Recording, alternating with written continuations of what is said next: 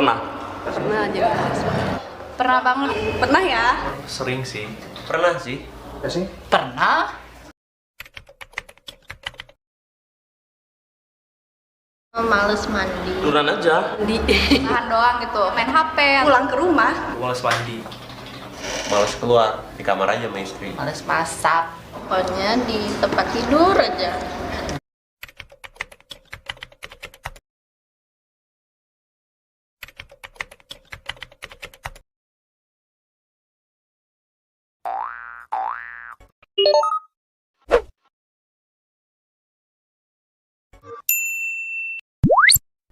Apa yang bakal terjadi pada tubuh kita ketika kita terlalu malas untuk melakukan apapun? Sebagian orang pasti ada yang mageran banget. Seharian kayak gak ngapa-ngapain, duduk, tiduran, dan nonton TV atau makan tidur doang kerjaannya. Nah, ternyata gaya hidup kayak gini disebut juga dengan gaya hidup sedentari. Apa itu gaya hidup sedentari? Gaya hidup sedentari adalah pola perilaku manusia yang minim aktivitas atau gerakan fisik. Biasanya, gaya hidup kayak gini sering banget dilakukan oleh pekerja kantoran, yang sebagian besar aktivitasnya dilakukan sambil duduk. Gawat gak sih sebenarnya gaya hidup kayak gini? Gawat banget. Bahkan nih, WHO menyebut kalau gaya hidup sedentari atau mager lifestyle ini merupakan salah satu penyebab kematian terbanyak. Wow.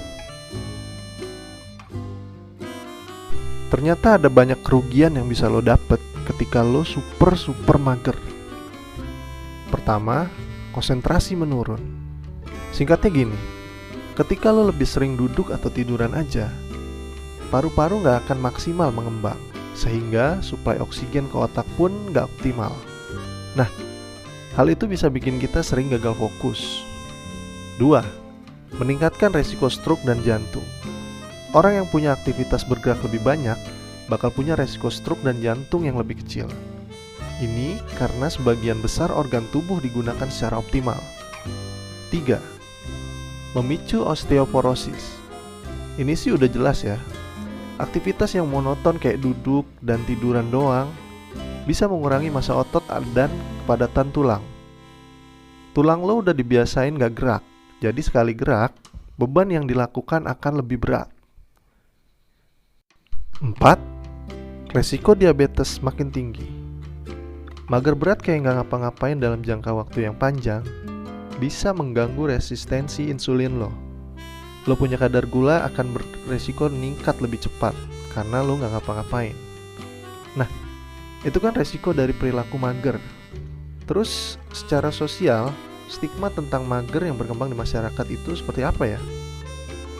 Banyak orang bilang orang malas itu selalu dipandang sinis di masyarakat.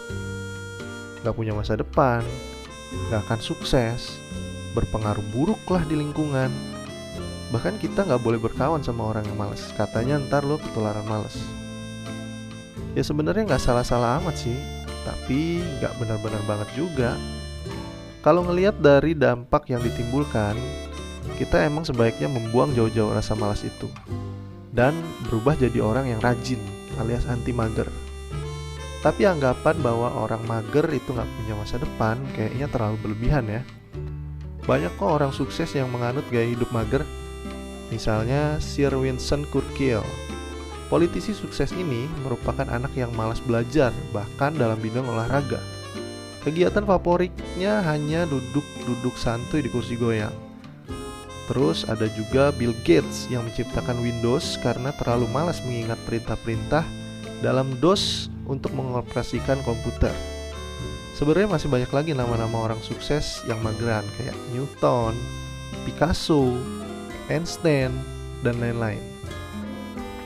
Ada kata-kata Bill Gates yang gue inget banget. Kira-kira dia ngomong gini, gue bakal ngasih pekerjaan sulit ke orang yang males, karena orang malas biasanya akan mencari cara yang lebih mudah untuk menyelesaikan tugasnya. Jadi kesimpulannya, untuk kesehatan, terlalu mager juga gak bagus. Karena simpelnya, Tuhan udah menciptakan organ-organ tubuh untuk digunakan. Bagus-bagus bisa dioptimalkan. Gak ada kesuksesan tanpa usaha. At least lo melakukan apa yang lo suka pun itu juga butuh usaha. Ngejudge atau ngelempar stigma untuk orang malas udah gak relevan lagi zaman sekarang. Apalagi di era digital kayak gini, dimana ada banyak orang-orang berpenghasilan tinggi hanya dengan bekerja duduk di depan laptop. Lagi-lagi ini pilihan. Lo mau jadi orang yang berguna at least untuk diri sendiri, atau milih jadi mayat hidup yang kerjaannya cuma makan tidur, selonjoran tanpa berpikir dan melakukan apapun. Kombinasiin aja keduanya. Fokusin sama apa yang lo suka kalau emang lo terlalu mager untuk melakukan hal lain. Pusatkan energi lo di situ, sambil manfaatin waktu bermalas-malasan untuk mencari inspirasi dan berpikir. Karena berpikir adalah kunci.